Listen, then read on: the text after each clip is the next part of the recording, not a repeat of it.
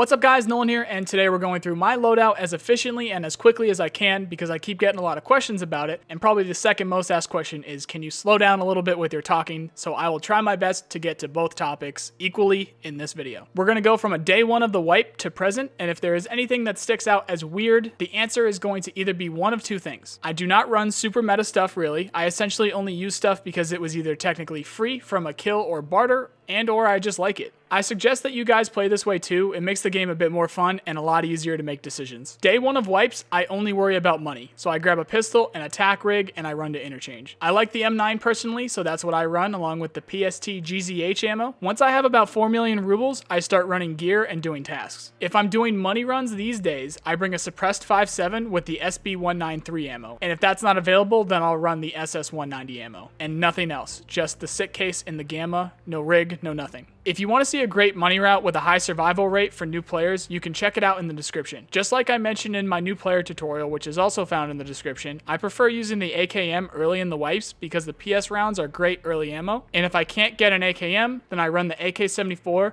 with the T ammo. But this is only if I haven't looted anything better, like at least BP ammo, if not the BT or BS 545. These would be along with the highest level armor that I've looted or I can get from traders at the time. Once it's financially viable and or I get level 2 Peacekeeper, I start running the M4s as much as I can. I don't get too picky. Once again, it's based off of what I kill or loot in game. So if I find a good optic and a couple attachments, I'll buy an M4 and put it together. The keys to the build are the long range optic, the suppressor, the foregrip, pistol grip, and stock. I value recoil over ergonomics, but try to get a solid balance between the two with the build roughly looking like this one in front of you. I wouldn't run this without level 4 armor like the 6B13 or 6B23, and if I could find them, an AVS or a 6B5. The helmet with face shield is most likely going to be the LZSH. I don't wear much armor above level 4 until my strength and endurance can handle the extra weight and movement speed debuff. Present day, I will run a TX15, M4, or HK416 with practically the same attachments. The only differences being the stock, grip, or optic, and of course the handguard, since the 416 can't use the same ones as the M4 and TX15. If I want something that's more sniper-like and shoot from far away, I'll value ergonomics and put a voodoo optic on it. The majority of time, I will run almost the exact same build, but with a higher value on recoil reduction,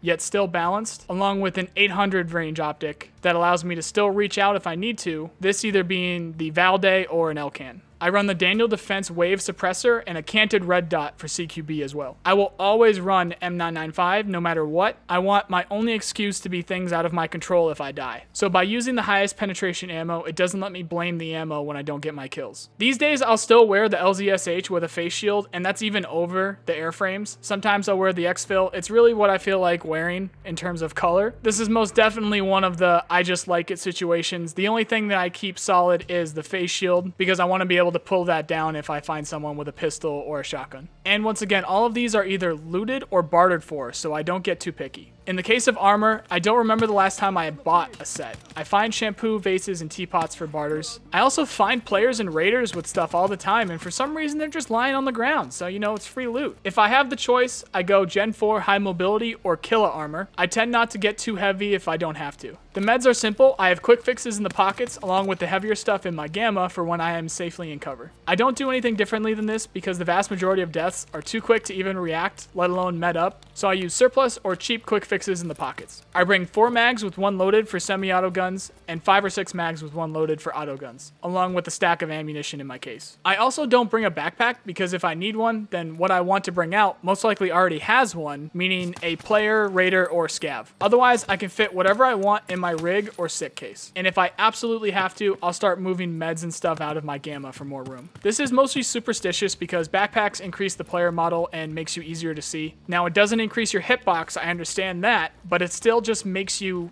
easier to see in general. I'm also most likely the only heavy geared guy in the raid not wearing a backpack, so it helps my teammates identify me easier, which is always good when Sherpa running new players. Again, if you are still confused about something, feel free to ask me in the comments, although the answer is more than likely that I either looted, bartered for it, so the item was technically free, or I just like it. Otherwise, I hope you liked the video enough to hit the like button, subscribe, or share with a friend, and I also hope you have a nice day. See you guys.